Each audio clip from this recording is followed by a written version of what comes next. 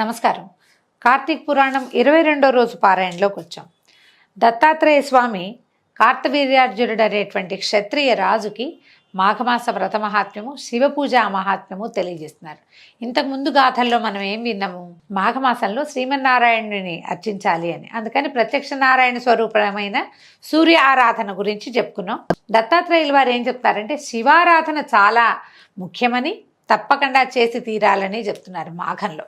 మనం కార్తీక పురాణంలో కూడా ఇలాగే రెండు విభిన్నమైన విషయాలు వింటుంటాం.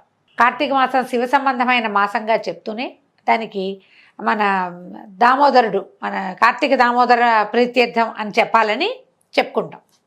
అప్పుడు కార్తీకంలో సాలగ్రామ ఆరాధన, సాలగ్రామ దానము అత్యంత విశేషమైనవి, చాలా శుభప్రదమైనవి, ఫలప్రదమైనవి అని కూడా చెప్తాం. ఈ మాఘంలో ఓ పక్కనేమో నారాయణుణ్ణి అర్చించమంటారు. నారాయణ స్వరూపాలైన నీటి యందు మునగటం కూడా మోక్షదాయకమని చెప్తారు. శివపూజ గురించి తక్కువ చెప్తున్నట్టుగా కనపడుతుంది మనకి. కానీ దత్తాత్రేయుల వారు మాత్రం చాలా స్పష్టంగా శివారాధన ముఖ్యమని చెప్తున్నారు. ఏం చెప్తున్నారు? రాజా, ప్రతి కార్యానికి ముందు శివుని పూజించి ప్రారంభించడం శ్రేయస్కరం. అంటే మనం కలికాలంలో ఇప్పుడంతా కూడా మనం ఏం చేస్తాం, ఏదైనా పని ప్రారంభించాలంటే గణపతి ఆరాధన చేసుకుంటాం. శివారాధన ముఖ్యము అని చెప్తున్నారు. గణపతి ఆరాధన ఓం అని అన్నాక శివారాధన చేసిన తర్వాతే ఏ రాజైనా తన యుద్ధానికి కానీ, వేటకి కానీ, స్వయంవరానికి కానీ, రాజ్యాంగంలో ఏదైనా మార్పులు చేయటానికి కానీ మొదలు పెట్టేవారట. అట్లాగే మొదలు పెట్టాలని, శివారాధన తప్పకుండా చేసి తీరాలని చెప్తున్నారు. పూర్వం త్రేతాయుగంలో కూడా శ్రీరామచంద్రమూర్తి రావణాసురుని చంపడం కోసం, సీతాదేవిని రక్షించుకోవడం కోసం, రావణుడిని వధించడం లేదా శిక్షించడం కోసం ఏం చేశారు? సముద్రం మీద వారధిని నిర్మింపజేసి అతడు ఒక శివలింగాన్ని ప్రతిష్ఠించి దానికి పూజలు చేసిన తర్వాత, శివధ్యానం చేసిన తర్వాతే తన పని మీద వెళ్ళి రావణాసురుణ్ణి వధించగలిగాడు. అయితే మనకి రామాయణం ప్రకారం ఈయన ఏదో ఆరాధన చేసేవాళ్ళు, కానీ రాముల వారు ఇలా కనపడదు. ముందే శివ పూజ చేసి వెళ్ళాడు అనేది మనకు తెలీదు. కానీ ఆరాధన మాత్రం తప్పకుండా చేసేవారు. సముద్రుణ్ణి అడిగి ప్రాయోపవేశం చేస్తానని చేసి అతని మీద విల్లు ఎక్కుపెట్టి అతనిని ఒప్పించి ఇది వేశారు, వారధి వేశారు. వేసిన తర్వాత రావణాసురుడిని వధించారు. సీతాదేవిని వెనక్కి తెచ్చుకున్నారు. అయితే రావణాసురుడు జన్మతః బ్రాహ్మణుడు అవటం వల్ల రావణాసురుడే కాదు, రాక్షసుల్లో అందరూ కూడా ఇంచుమించుగా అందరూ కూడా కశ్యప ప్రజాపతి సంతానంగా చెప్పబడతారు. వాళ్ళు కశ్యప ప్రజాపతి అంటే బ్రహ్మ యొక్క కుమారుడు. కాబట్టి ప్రజాపతులందరూ కూడా బ్రహ్మ సంతానమే. ప్రజాపతులది ఏంటి, ప్రపంచాన్ని పెంచండి అని చెప్పి వీళ్ళకి ఆజ్ఞిస్తే ఆ రకంగా దేవతలు, రాక్షసులు, దానవులు వీళ్ళందరూ పుట్టారు. కశ్యప ప్రజాపతికి ఉన్నటువంటి భార్యల వల్ల, ఒక్కొక్క భార్య వల్ల ఒక్కొక్క రకం సంతానం లభించింది ఆయనకి. దేవతలు కూడా కశ్యప ప్రజాపతి సంతానమే. అదితి వల్ల ఆదిత్యేయులు అంటే వీళ్ళు అమరులు లభించారు, దేవతలు లభించారు కుమారులుగా. తర్వాత దితి వల్ల దైత్యులు అంటే రాక్షసులు. దితి యొక్క తర్వాత సంతానం వాళ్ళ కుమారులు ఇక మనవలు పెరుగుతారు కదా. క్రమంగా సంతానం పెరిగి వీళ్ళందరూ కూడా కశ్యప ప్రజాపతి సంతానం అవటం వల్ల బ్రహ్మహత్యాపాతకం తనకు అంటుకుంటుందని రాముల వారు ఏం చేశారు? ఎన్నో శివలింగాల్ని స్థాపించారు. బ్రహ్మహత్యాపాతకాన్ని పోగొట్టుకోవాలంటే శివారాధన అత్యంత ముఖ్యమైనదిగా కార్తవీర్యార్జునుడికి దత్తాత్రేయుల వారు బోధిస్తున్నారు. నువ్వు చేసిన ఏ పాపాన్ని పోగొట్టుకోవాలన్నా శివారాధన చేయాలి. ఏ క్రియలో అయినా మనం జయం సంపాదించాలన్నా కూడా శివారాధన చేయాలి. శివారాధనతో అటాచ్మెంట్ కలిగినటువంటి ఒక ప్రత్యేక ఆరాధన గంగా నదిలో స్నానము, శివార్చన. ఈ రెండు మోక్షప్రదాలు మనకి చాలా చెప్పబడ్డాయండి, మోక్షదాయకమైన విషయాలు. అందులో ఈ రెండు ఒక ప్రత్యేక కాంబినేషన్గా చెప్తారనమాట. దీనికి ఏం చెప్తున్నారు మనం చూడండి. మన శ్రీలంకకి దగ్గరలో ఉన్న రామేశ్వరంలో రామేశ్వరలింగం శ్రీరాముడు ప్రతిష్ఠ చేసింది. ఆంజనేయ స్వామిని పంపించి శివలింగాన్ని తేవడానికి పంపించారు. స్ఫటికలింగాన్ని తెచ్చాడు ఆయన వచ్చే లోపల ముహూర్తం మించిపోతుందని సీతాదేవి తయారు చేసిన సైకత లింగాన్ని అంటే ఇసుక లింగాన్నే రామేశ్వరంలో గర్భగృహంలో ప్రతిష్ఠ చేశారు శ్రీరాముల వారు. తర్వాత వచ్చిన ఆంజనేయ స్వామికి కష్టం కలగకుండా ఆయన తెచ్చిన శివలింగాన్ని కూడా ఇంకో చోట ప్రతిష్ఠ చేశారు. రెండు లింగాలు చూడాలి మనం. ఆంజనేయుల వారు తెచ్చింది చూడాలి, సీతాదేవి ప్రతిష్ఠ చేసింది చూడాలి. రెండు రాముల వారితోటే ప్రతిష్ఠ చేయబడ్డాయి. చాలా విశేషంగా కనపడుతుంది. ఇట్లా మనకి హైదరాబాద్ చుట్టుపక్కల ప్రాంతాల్లో కీసరగుట్టలో కూడా రాముల వారి ప్రతిష్ఠ చేసిన శివలింగం ఉందని చెప్తారు. ఈ రామేశ్వర లింగాలు ఎన్ని ఉన్నాయో భారతదేశం అంతా ఆయన తిరిగి వచ్చేటప్పుడు అయోధ్యకి చేరే లోపల చాలా చోట్ల శివలింగాలు ప్రతిష్ఠ చేశారు, ప్రత్యేకంగా చెప్పబడతాయన్నమాట. అయితే ఎందుకని బ్రహ్మహత్యా పాతకాన్ని పోగొట్టుకోవటం కోసం రాముల వారు ఈ పని చేశారనమాట. ద్వాపర యుగంలో కూడా అర్జునుడు పెద్ద యుద్ధ సమయాలప్పుడు శివుని పూజించిన తర్వాతే యుద్ధరంగానికి వెళ్ళేవాడు. పరమేశ్వరుని పూజించి పనులు ప్రారంభించి కృతకృత్యులైన వారు ఎందరో ఉన్నారు. అంటే క్షత్రియుడైనటువంటి ఈయనకి కార్తవీర్యార్జునుడికి చెప్తున్నారు దత్తాత్రేయుల వారు, నువ్వు ఏ పని చేయబోయినా ముందు శివారాధన ముఖ్యంగా చెయ్యి, దానివల్లే నీ పనులు సానుకూలం అవుతాయని. స్త్రీలెందరో కూడా తమ శివ పూజలు చేసి తమ కోరికల్ని నెరవేర్చుకున్నారు. కావున పూజల యందు శివపూజ అత్యంత శ్రేష్టమైనది, నదుల యందు గంగా నది అత్యంత శ్రేష్టమైనది. గంగాజలం సర్వపాపహరం. గంగా నదిలో స్నానం చేయటం వల్ల సర్వ పాపముల నుండి విముక్తులవటమే కాకుండా ఆయురారోగ్యాది ఐశ్వర్యాలు కూడా ప్రసాదిస్తుంది. గంగ ఆయుష్ని ఆరోగ్యాన్ని ప్రసాదిస్తుంది. గంగానది శివుడి శిరస్సు మీద నుంచి తొలుత పడింది ఎక్కడండి?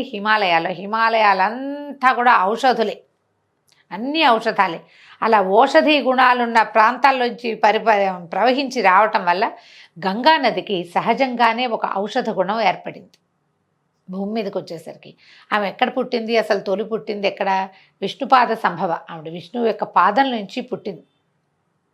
దానివల్ల ప్రత్యేకత వచ్చింది. ఆ తర్వాత భూమి మీద ఆమె ప్రవహించే ప్రాంతాలన్నీ కూడా విపరీతంగా ఔషధులు నిండి ఉండటం వల్ల గంగాజలం అత్యంత పవిత్రమండి. ఎలాంటి పరిస్థితుల్లో అయినా గంగా జలం చల్లుకుంటే పవిత్రం అయిపోతుంది.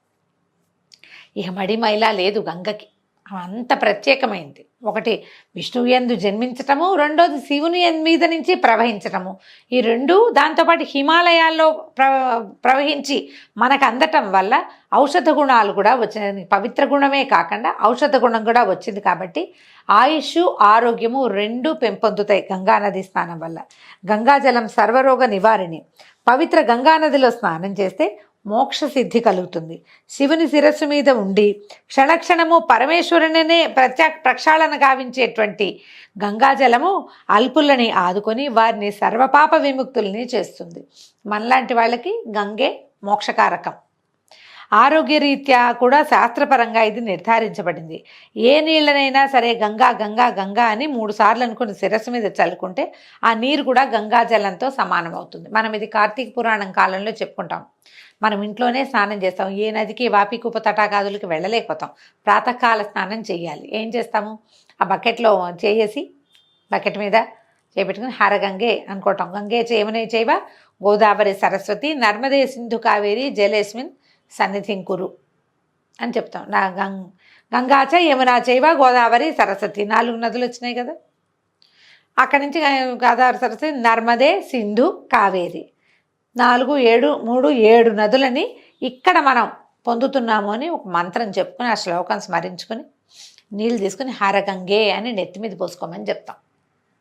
3 సార్లు అనుకోండి. హరగంగే హరగంగే హరగంగే అనుకుంటే మన నీళ్ళల్లోకి గంగా ప్రవేశం జరిగిపోతుంది. మనకి ఇలాంటి వెసులుబాట్లు ఉన్నాయండి. మనం ఢిల్లీ చుట్టుపక్కల ప్రాంతాలకే పరిగెత్తుకుంటూ వెళ్ళక్కర్లా. మన ఇంట్లో బకెట్లో కూడా గంగానదిని ప్రత్యక్షం చేసుకోవచ్చు. ఎంత చక్కగా చెప్పబడ్డారేందో చూడండి. ఇది మంచి విషయం కదా. మనం అదే కాకుండా మనం పూజా విధిలో కూడా ఏం చేస్తాం? పూజ దగ్గర కూడా కలశాన్ని పెట్టుకుంటాం. ఒకటి కలశానికి గంధ పుష్పాక్షతలు సమర్పిస్తాం. గంధం పెట్టి బొట్టు పెడతాం. పక్షతలు పువ్వులు అక్షంతలు అందులో వేస్తాం. అందులో కూడా గంగే చెవిని చేవే గోదావరి సరస్వతి అని చెప్పుకుని ఆయాంతు ఏ గణేష పూజార్థమో శివ పూజార్థం దురితక్షయకారకలమైన అయినటువంటి నదీ జలాలు ఇందులోకి ప్రవేశించుగా కానీ కలశోదకంలోకి గంగని ఆహ్వానిస్తాం. గంగతో పాటు 7 పుణ్య నదుల్ని అక్కడికి పిలుచుకుంటాం. మన ఇంట్లో కనుక గంగాజలంవి ఈ కాశీ నుంచి తెచ్చిన చిన్న చెంబులు ఉన్నాయనుకోండి, ఒక్క చుక్క గంగాజలం అందులో వేసుకోవచ్చు. మనం ఎవరినో ముట్టుకోనుకోవడం వాళ్ళని ముట్టుకున్నాం, వాళ్ళు ఎవరో మన ఇంటికి వచ్చారు, మైల కలిసిపోయింది, పురుడు కలిసిపోయింది, పక్షిని కలిసిపోయింది, రకరకాల అనుమానాలు. ఇల్లు పవిత్రం చేసుకోవాలంటే ఏం చేయాలి? ఏదైనా పుణ్యావచనం చేయించుకోవాలి. ఎవరైనా పురోహితుడిని పిలిచి ఆయన ఒక అరగంట మంచి కార్యక్రమం చక్కగా మంత్రాలన్నీ చదివి పుణ్యావచన జలాన్ని సిద్ధం చేసి ఆ జలాన్ని ఇల్లంతా చల్లుతారు. మనకు అవకాశం లేదనుకోండి ఏం చేస్తాం? ఈ ముంత ఉంది కదా మన దగ్గర గంగాజల పాత్ర, దాన్ని కొద్దిగా విరిచి ఓ పక్కన ఆ నీళ్ళని మామిడాకో తమలపాకో లేదా ఒక తులసి దళం ఆ నీళ్ళలో ముంచి ఇల్లంతా చల్లుకుంటే పవిత్రమవుతుంది. అలా ఎలా అవుతుంది? ఇలాంటి ప్రశ్నలు వేయకండి. మనకి పురాతన కాలం నుంచి ఇలాగే చెప్పబడింది. మనం ఇది ఆచరిస్తున్నాం. గంగకి ఆ రకమైన ప్రత్యేకత ఉంది. దత్తాత్రేయుల వారు ఇంత క్లియర్గా మన కార్తవీర్యార్జునుడికి తెలియజేస్తున్నారనమాట.